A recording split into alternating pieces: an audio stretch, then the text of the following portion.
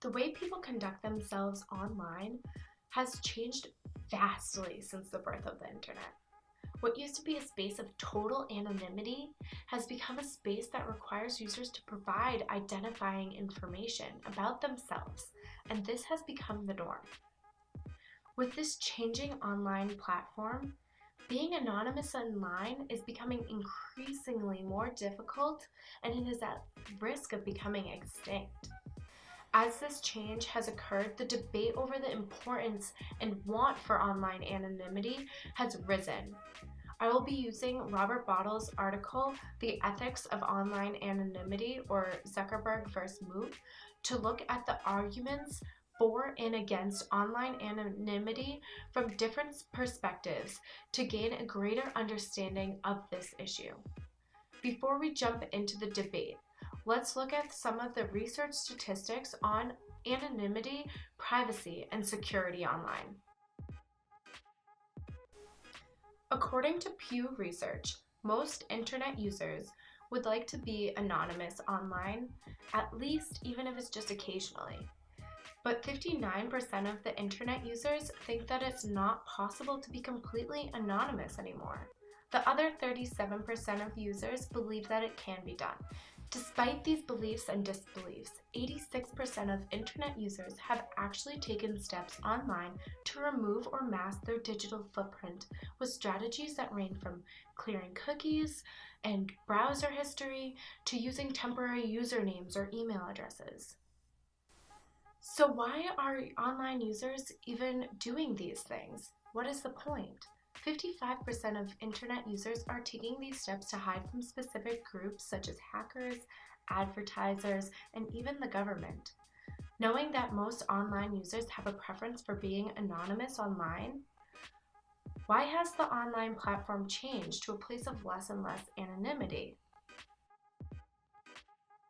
In the article, Bottle uses Zuckerberg, the chairman, chief executive officer, and co-founder of Facebook, and Christopher Moot Poole, the founder of 4chan, an image board website that is anonymous and has no memory, to represent each side. Zuckerberg is an advocate for the persistent user identity, where Poole is an advocate for maintaining anonymity online. Zuckerberg believes that people should have a single identity online, and in an interview with David Kirkpatrick, Zuckerberg echoes a nothing to hide argument in which he says the days of you having a different image for your work friends or coworkers and for the other people you know are probably coming to an end pretty quickly. He adds, having two identities for yourself is an example of a lack of integrity. On the other hand, Christopher Moot Poole argues that anonymity is authenticity. Poole discusses his 4chan on TED Talk and says, I think that the greater good is that is being served here by just allowing people. There are very few places now where you can go and not have an identity to be completely anonymous and say whatever you'd like. And saying whatever you like, I think, is powerful. I think it's important to have these places. These ideas that both Zuckerberg and Poole present are where the two sides of the debate emerge. From this, we are able to examine various arguments for and against online anonymity and see the different stakeholders involved that are able to influence the environment of the internet. In Bottle's article, he describes many stakeholders who are interested in a real name internet. The first big advocates for a real name internet are the intellectual property maximalists, otherwise known as entertainment companies. Their argument for real name identity online is that it allows them to track and monitor infringing uses and users throughout intermediary liabilities. The next group is law enforcement agencies that consist of police, national security, and even the government. They push for a real name internet so that they can use information and technology to track and convict criminals. They are able to use the data on individuals collected through websites to monitor people online and offline, which makes it easier for law enforcement to catch criminals that are involved with horrible things like illegal gambling and black market human and drug trafficking. The last stakeholder group that could arguably be the largest, most influential, and they are the ad-funded internet industry advocates. The big players for this team are Facebook, Google+, and other companies like them. These companies have strong market incentive to augment the norms and attitudes that favor incessant user ID and gather information for advertisers and other businesses. Mining user information from personalization filters. These stakeholders make a valid argument for a real name internet, but making it progressively more difficult to be anonymous online, the internet could be losing something very valuable and wanted by the majority of online users. In Bottle's article, he also presents the argument for the preservation of opportunities for online anonymity.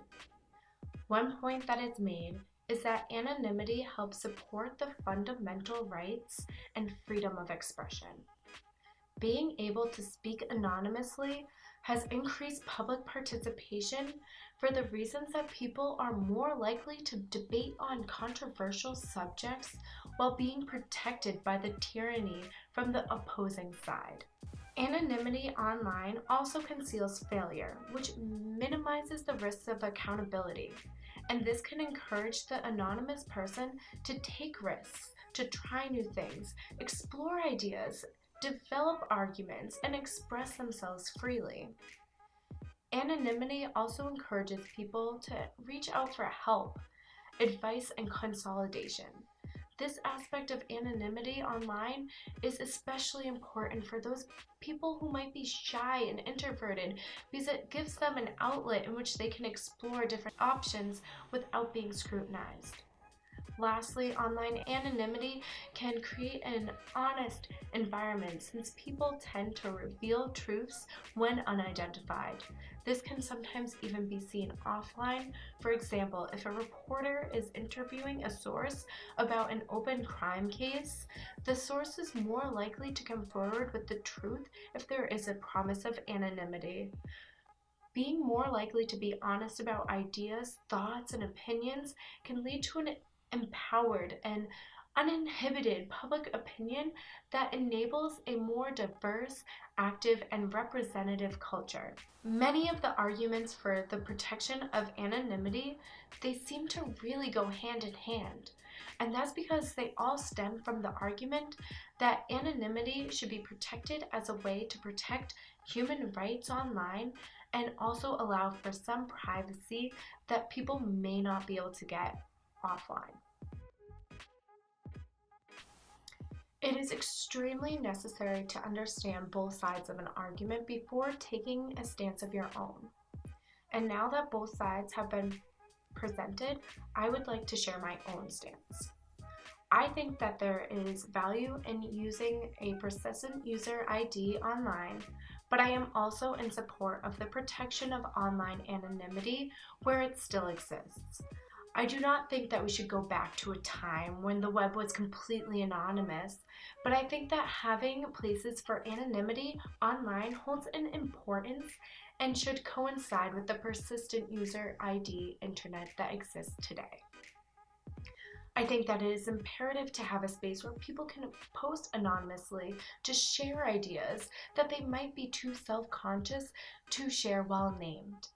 And I think that these places that still exist that allow people to do that should be protected and preserved for those purposes.